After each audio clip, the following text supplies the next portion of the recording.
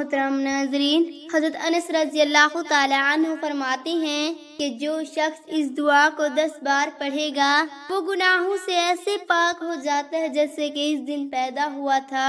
اور مزید فرماتے ہیں کہ دنیا کی 70 بلاؤں سے عافیت بھی دی جاتی ہے، یعنی جو شخص اس دعا کو 10 بار پڑھے گا تو دنیا کی 70 بلاؤں سے اس کی حفاظت ہو جائے گی، جس میں چند کا آپ نے ذکر فرمایا، جن میں جنوبی یعنی پاگل پن، جذاب اور برس یعنی کوہڑ اور رہی وغیرہ یعنی جو گیس کے مسائل ہوتے ہیں۔ بسم اللہ الرحمن الرحیم۔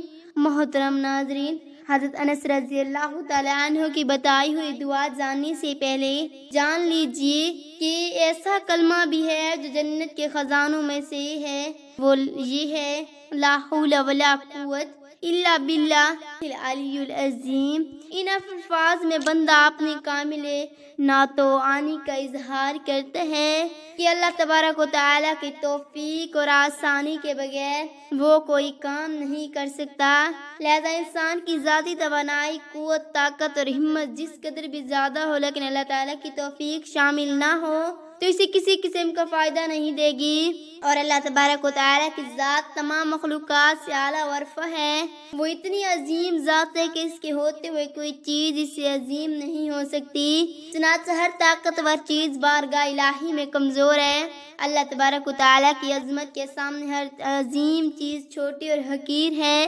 پیارے دوستو، کہ یہ جملہ اس وقت کہا جاتا ہے جب انسان پر طاقت سے بڑھ کر کوئی کام آن پڑے یا جس کام کو سر انجام دینا اس کے لیے مشکل ہو۔ جن جگہوں میں یہ الفاظ کہنے چاہیے ان میں سے چند درج ذیل ہیں۔ نمبر 1، رات کے وقت پہلو بدلتے ہوئے، جیسے کہ عبادہ بن صامت رضی اللہ تعالی عنہ سے مروی ہے کہ رسول اللہ صلی اللہ علیہ وآلہ وسلم نے فرمایا، تم میں سے جو شخص رات کے وقت بیدار ہو اور کہے لا الہ الا اللہ، ترجمہ یوں ہے کہ اللہ کے سوا کوئی حقیقی معبود نہیں، وہ تنہا اور یکتا ہے، اس کا کوئی شریک نہیں، اس لیے بادشاہت ہے، اس کے لیے حمد ہے اور وہ ہر چیز پر قادر، تمام تعریفیں اللہ پاک کے لیے ہیں، وہ پاک ہے، اس کے سوا کوئی معبود برحق نہیں، اللہ سب سے بڑا ہے اور نیکی کرنے کی قوت اور برائی سے بچنے کی ہمت اللہ تعالیٰ کے بغیر ممکن نہیں۔ یہ دعا پڑھنے کے بعد اللہ تعالیٰ سے اپنے گناہوں کی بخشش مانگے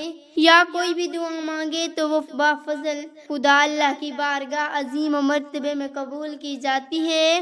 نیز اگر وضو کر کے نماز ادا کرے تو اس کی نماز بھی قبول ہو جاتی ہے۔ اس طرح جس وقت مؤذن حی علی الصلاۃ یا حی علی الفلاح کہے تو یہ الفاظ جواب میں کہی جاتی ہیں، جیسا کہ حفص بن عاصم بن عمر بن خطاب اپنے والد سے اور اپنے دادا عمر بن خطاب سے بیان کرتے ہیں کہ رسول اللہ صلی اللہ علیہ وآلہ وسلم نے فرمایا، جس وقت مؤذن اللہ اکبر تو تم میں سے کوئی بھی دل سے جواب دیتے ہو اللہ اکبر کہے، پھر جب مؤذن اشہد ان لا الہ الا اللہ کہے تو تم بھی یہی الفاظ کہو، پھر جب مؤذن ان کے دوسرا الفاظ کہے تو تم پھر سے ایسے ان کا جواب دو، ایسے ہی ساری اذان کا آپ نے جواب دینا ہے۔ پیارے دوستو، جب بھی باہر جائیں تو گھر سے نکلتے یہ الفاظ پڑھیں، جیسا کہ انس بن مالک رضی اللہ تعالی عنہ کہتے ہیں کہ رسول اللہ صلی اللہ علیہ وآلہ وسلم نے فرمایا، جو شخص بھی اپنے گھر سے نکلتے ہوئے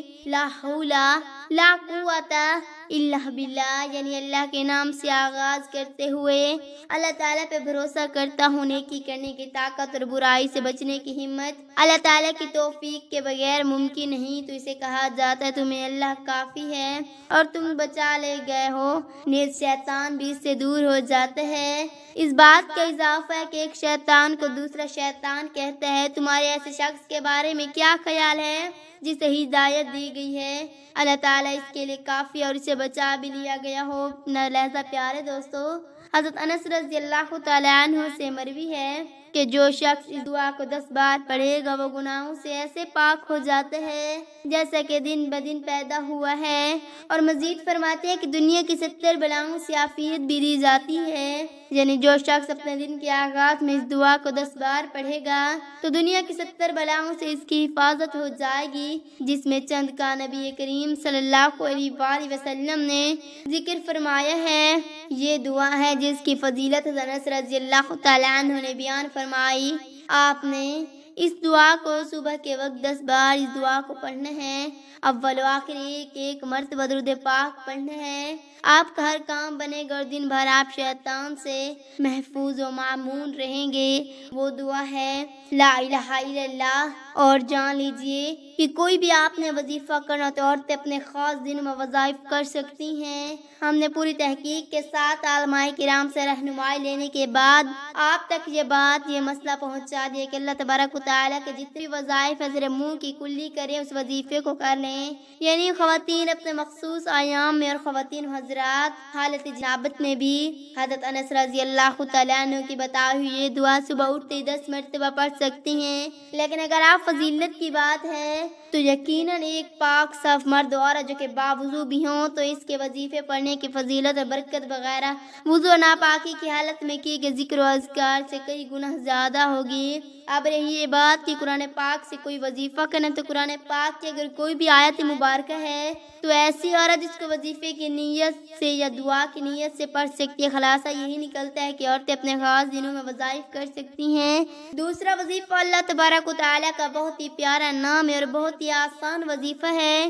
اگر کوئی شخص صبح کے وقت اس اسم مبارک کو 100 مرتبہ پڑھ لے اور یہ بھی جان لیجیے کہ سورج نکلنے سے پہلے یہ عمل کرنا ہے، تو آپ نے سورج نکلنے سے پہلے اس عظم مبارکہ کو لازمی پڑھنا ہے۔ انشاءاللہ عز و جل اس کی برکت سے پورا دن یعنی دن بھر کے قسم کے دکھ اور تکلیف سے محفوظ رہیں گے۔